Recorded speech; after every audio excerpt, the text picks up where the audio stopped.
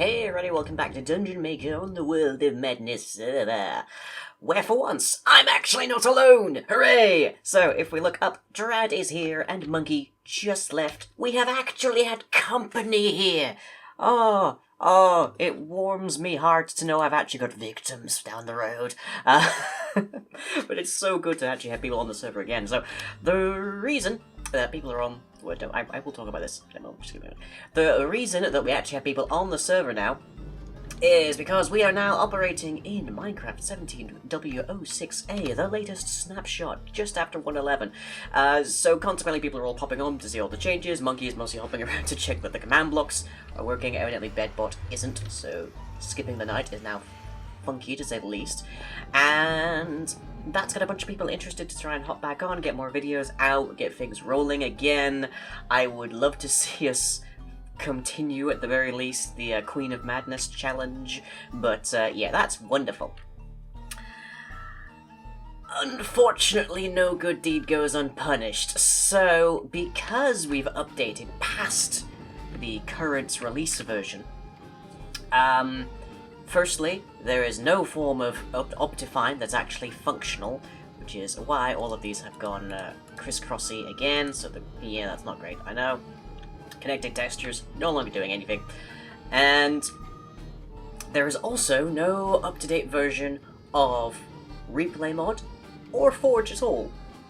So, I can't really do time-lapses for a while, probably.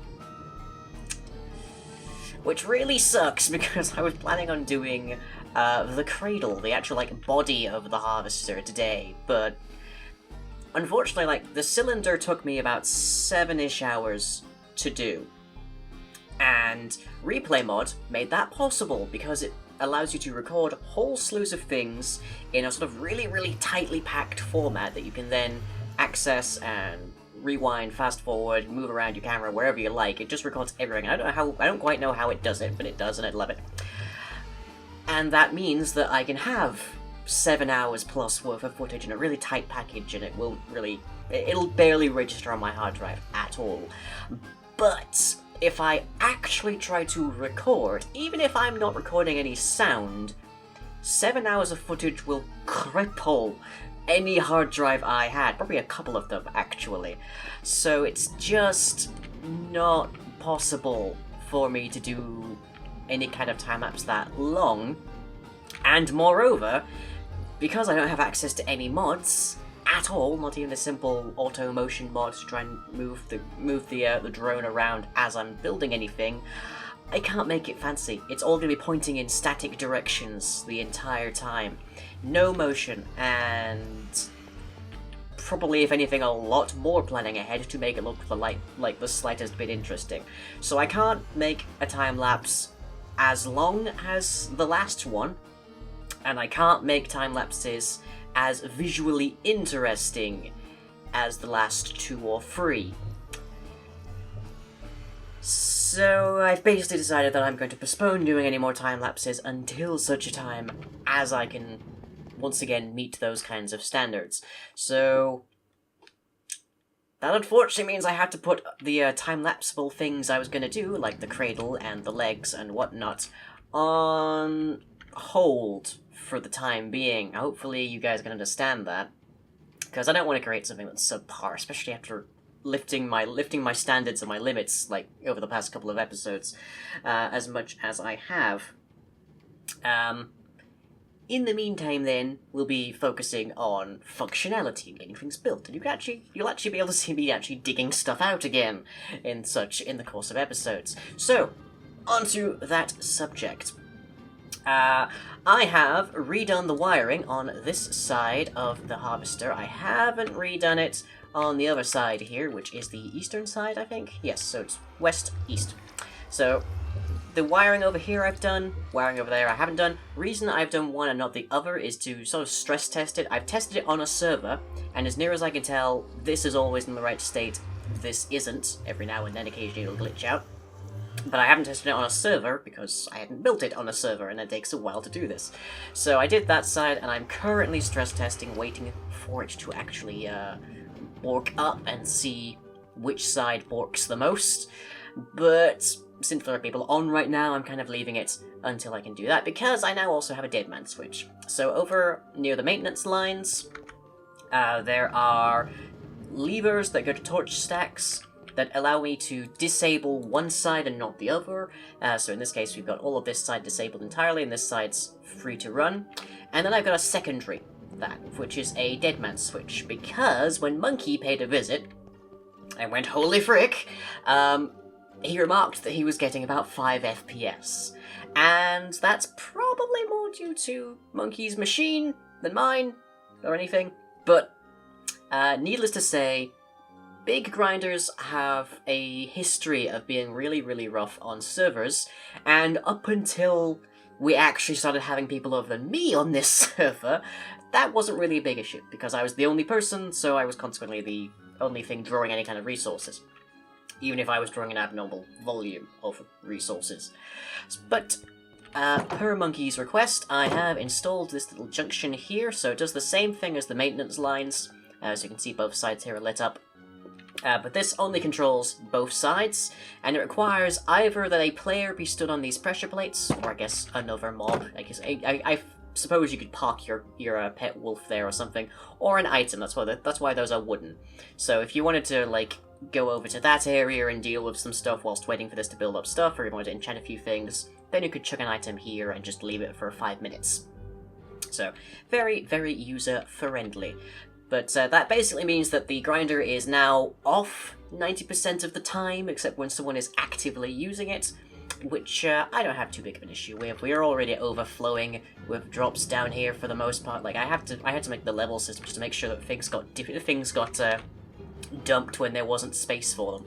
So we're full of string, full of rotten flesh, and then full of arrows, bones, and gunpowder. I don't know of a project I could use all this gunpowder for. I'd have to deplete a couple different deserts just to turn it all into gunpowder. And it does go back until about, I think, the second slot of these back hoppers here. And that's where the level margin starts to kick in. But Monkey also dropped off this slightly more fugly custom crafter. I did mention this is probably not the most useful place for it. I don't think I can pick this back up, but here it is. So hopefully we can get some of the custom crafting recipes back in. But let me see. Oh yes, the other addition up here is I've widened this back section because we are now working on getting these like enchanting stations in. There's 2 of them. I don't know. There's 2 of them mostly for symmetry, I'm gonna say, because I don't know of a reason you'd have 2 people here unless one of them was like an idle account in there and the other one was actually using the thing, which seems disingenuous to say the least. But I have replicated a system from an earlier playthrough of mine over here so that we can actually just control the levels as discreetly as we like. This one needs a few more bookcases at the back, about 4 of them. And this one, of course, needs setting up entirely. But yay, that's getting done. Good.